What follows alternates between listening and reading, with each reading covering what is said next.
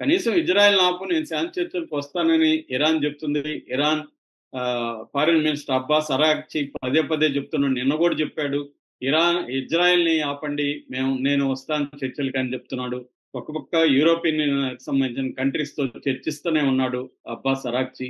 అయినా కూడా ట్రంప్ ఇజ్రాయెల్ని ఆపట్లేదు. పైగా గెలిచే దేశాన్ని నేను ఎలా ఆపుతానని ఎంత దుర్మార్గమైన ఒక స్టేట్మెంట్ ఇచ్చాడు.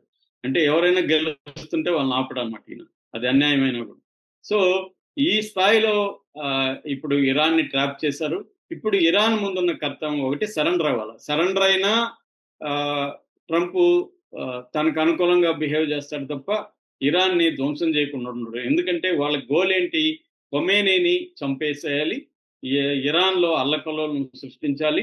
ఎందుకంటే ఆల్రెడీ ఇరాన్లో ఖొమేనీ గవర్నమెంట్ మీద అసంతృప్తి ఉన్న కొన్ని గ్రూపులు ఉన్నాయి. బలూచి లిబరేషన్ ఆర్మీకి సంబంధించిన వాళ్ళు ఉన్నారు. తర్వాత టీటీపీ, తెహ్రిక్ ఈ తాలిబాన్ పాకిస్తాన్ టీటీపీ అది ఉంది. ముజాహిదీన్ గెరిల్లాస్ ఉన్నారు, కుర్దులు ఉన్నారు. అట్లాగే ప్రజల్లో కూడా స్త్రీలలో విపరీతమైన వ్యతిరేకత ఇరాన్ మీద ఉంది. కొంతమంది ప్రజల్లో కూడా వ్యతిరేకత ఉంది. దీనంతా రెచ్చగొట్టి ఆ గవర్నమెంట్ని కోల్దోసేసి ఖొమేనీని చంపేసి అక్కడ తనకు అనుకూలమైన ప్రభుత్వాన్ని పెట్టుకోవాలి. అంటే ఒక వీక్ గవర్నమెంట్ ఉండి తను చెప్పినట్టుగా వినే గవర్నమెంట్ని అక్కడ పెట్టుకోవాలనేది ఇజ్రాయెల్ గోలు, అమెరికా గోలు.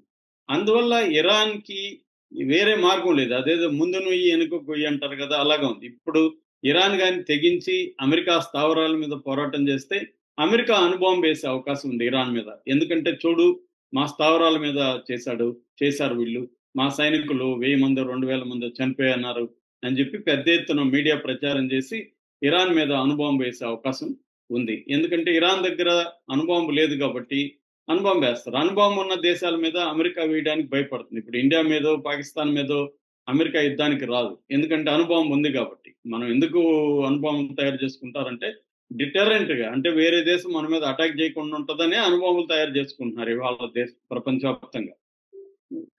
కానీ నా దగ్గరే అనుభవం ఉండాలా, నీ దగ్గర ఉండకూడదు అనే రూల్తో ఇటు ఇజ్రాయెల్ ఇటు అమెరికా బిహేవ్ చేస్తున్నాయి. ఇరాన్ ఇప్పుడు చాలా క్రైసిస్ లో ఉందని చెప్పొచ్చు. ముందుకు ఒక అడిగేస్తే ఒక సమస్య, ఇంకొక అడిగేస్తే ఇంకొక సమస్య కనిపిస్తుంది. దీన్ని మరి ఇరాన్ ఎలా డీల్ చేస్తుంది అనే దాన్ని బట్టి ఇప్పుడు ప్రపంచం అంతా కూడా ఇరాన్ వైపు చూస్తుంది, ఎలా డీల్ చేయబోతుందని. సో ఇరాన్ ఇప్పటి వరకు అయితే సెల్ఫ్ డిఫెన్స్ లో అయితే సక్సెస్ఫుల్ గా వెళ్ళింది, ఇజ్రాయెల్ని బాగానే దెబ్బతీసింది. అందుకనే 2 వారాలు టైం ఇచ్చిన ట్రంప్ 2 వారాలు కూడా ఎందుకు ఆగలేదంటే, 2 వారాలు ఆగితే ఇజ్రాయెల్కి ఇంకా పెద్ద దెబ్బ తగులుతుంది ఇరాన్ నుంచి.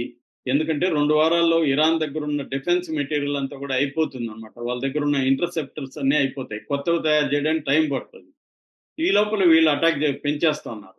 సో అందుకని ఇజ్రాయెల్ని కాపాడుకోవడం కోసమే ట్రంప్ 2 వారాలు టైం ఇచ్చి కూడా ఆ మాటకు కూడా కట్టుబడకుండా 2 రోజుల్లోనే ఇరాన్ మీద అటాక్ చేయడం అంటే ఇజ్రాయెల్ని సేఫ్ గార్డ్ చేయడానికి, ఇరాన్ని ఒక ట్రాప్ వేసి లాగడానికి ప్లాన్ చేస్తున్నారు. ఈ లోపల శాంతి చర్చలతో కొద్ది రోజులు నడుపుతారు.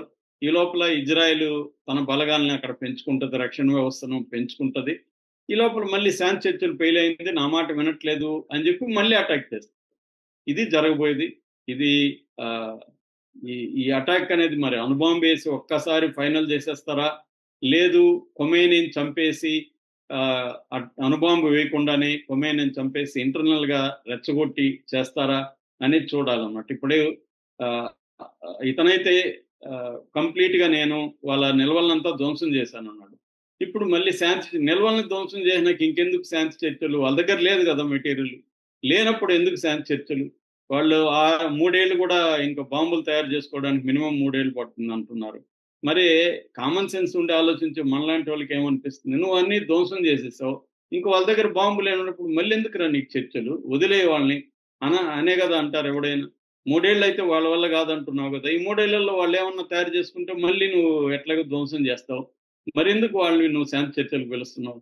అంటే క్లియర్గా ఇదేంటంటే ఎటువంటి ఆప్షన్ ఇరాన్కి ఇవ్వకుండా ఇరాన్ ఏమి చేసినా ఇరాన్ని ధ్వంసం చేయాలి అన్న ఒక దీంతో వెళ్తున్నారు.